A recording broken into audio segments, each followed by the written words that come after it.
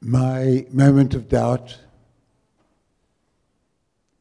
lying in a hospital bed in London.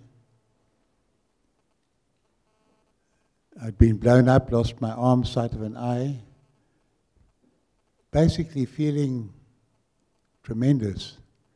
That moment that every freedom fighter is waiting for. Will they come for me today, tonight? If they come for me, will I be brave? Will I get through?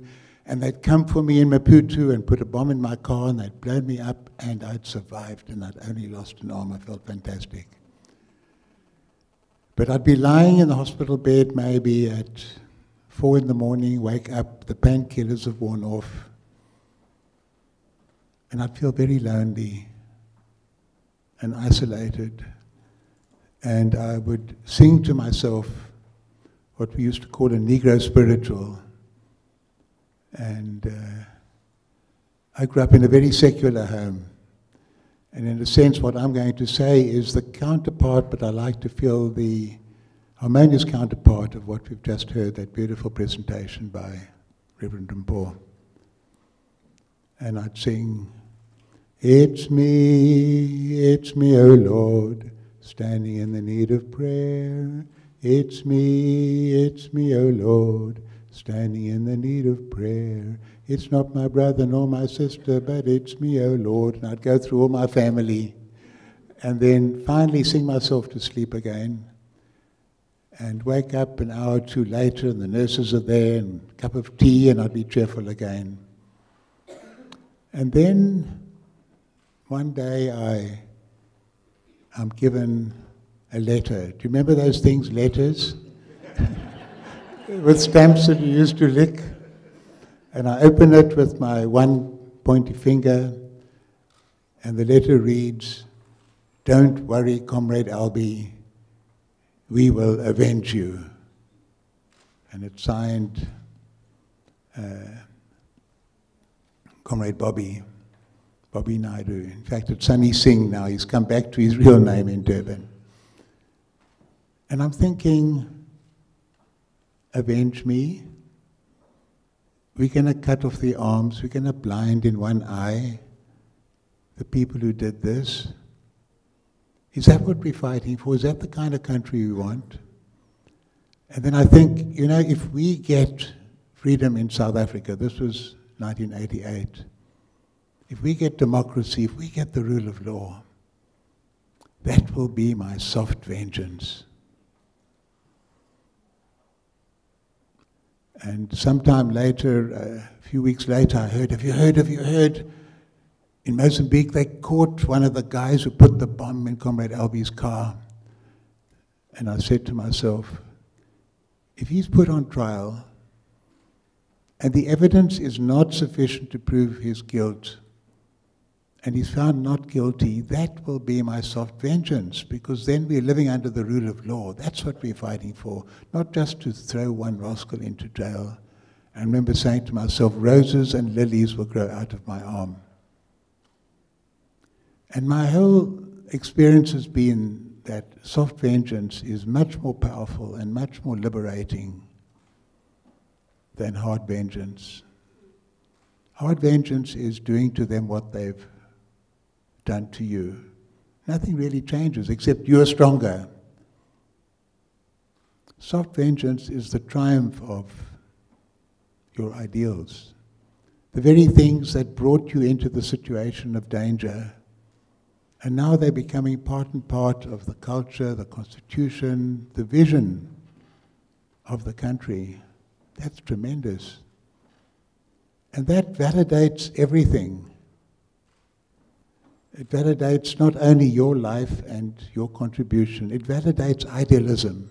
It validates hope. And instead of living with that sense of anger that is eating you up until somehow you've discharged it onto somebody else, you're living a buoyant life, a humane life. I actually met Henry van der Westhuizen, the guy who organized the bomb in my car. He went to the Truth Commission. That was one of the things that your dad's commission, I say your dad's commission, he became the face, the voice of the Truth Commission, accomplished. that he, a soldier, had the guts, the curiosity, if you like, to go to the Truth Commission, to acknowledge what he'd done. And he asked me, was I willing to see him? And I said, okay. I was curious. And I went to the door when I heard he'd arrived, security gate, and I open it and I see this guy. He's younger than me. He's also tall, thin. He's looking at me. So this is the man I see in his eyes I tried to kill. And I'm saying, this is the man who tried to kill me. We'd never met before. We weren't angry with each other. We hadn't fought over love or money or position. But he was on that side, I was on this side. And I remember walking to my chambers and he's striding like a soldier, and I tried to slow him down with my best judge's ambulation. We talk, and I say, Henry, eventually I've got to get on with my work. We stand up. I say, normally when I say goodbye to someone, I shake that person's hand. I can't shake your hand. But go to the Truth Commission, tell them what you know, maybe we'll meet one day. And this time when he walked back, he's shuffling along like a defeated person. I forgot about him. And months later, I'm at a party, and it's end of year, Isidingo organized it, and band is playing, and I hear a voice say, Albie. Albie. My God, it's Henry. He's beaming, he's elated, and apparently they were making a film about the one soldier who went to the Truth Commission. And we get into a corner to get away from the loud music, and he said, and I went to the Truth Commission, and I spoke to Bobby, that same Bobby, and Sue and Farouk, and I told them everything I knew, and you said that maybe one day. And I said, Henry, I've only got your face to tell me what you're saying is the truth. And I put out my hand and shook his hand. He went away absolutely elated, and I almost fainted.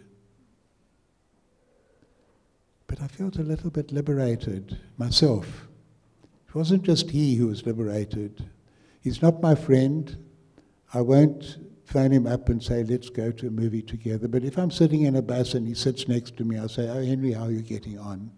Because we started living in the same country, sharing the same values, agreeing that we want to get on, we want to be close to each other. This is a fairly dramatic story, and I've told it many times, and a film has been made about it. But I believe in this country today, there are thousands and thousands and thousands of examples of similar kinds, sometimes politically motivated. Often it's just people in a family, in a neighborhood, others for different reasons who've been at each other's throat to find a way forward.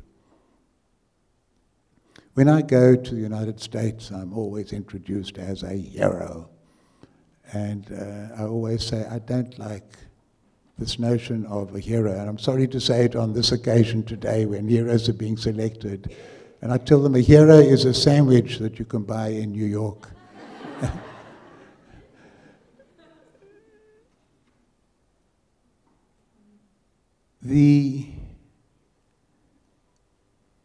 And maybe my objection to it is, today you don't have to be a hero to be a hero. In those days, maybe you had to be a hero to be a hero. You had to withstand the bombing, the tortures. You had to give up, you had to go underground, you had to go maybe to Robben Island. Now, fortunately, in our new society, there are lots of things that are totally, totally unacceptable here. But you don't have to be a hero to challenge them. You just have to be somebody who's living the life that you believe in, that makes you feel rich, not just in the sense of possessions, but rich emotionally, spiritually, in good neighborliness, in connection with other people. And when we used to speak about picking up the spears, we used to use that phrase at every funeral, we've got to pick up the spears, and that's from battle. But the spears we want to pick up today are spears of love, not pointed instruments of death. The spears we want to pick up are the spears of imagination, of curiosity, of humor, of fun, of laughter, of fellowship and sisterhood. These are the kind of spears that we want to pick up. And when I see the people who are getting these awards, and awards for leadership, I'm very comfortable with that kind of notion. They were great leaders because they weren't going out to become important figures doing heroic things. They were great leaders because they were simply responding, some of you here in the audience today, to the needs of your environment, to your own love of doing something that's worthwhile, not just to sit back and complain about this leader or that leader or the other or this party or this government official or this school principal, but going out and doing something about it. So I feel very, very honored today to be here on this occasion. I feel very, very thrilled to be at UWC, University of the Western Cape, that we've seen it grow to become now one of the 5 top universities by any objective standards in South Africa. A tremendous achievement. And that's been because of good leadership. Not heroic activity, but good leadership, people working together as a team, people listening to each other, civilized forms of dialogue and debate. That's the way forward. And I think these are the qualities that are being awarded, and these are the qualities that I, from my secular conscience background, totally adhere to and align with the beautiful spiritually based phrases of the previous speaker, Paul. Thank you very much.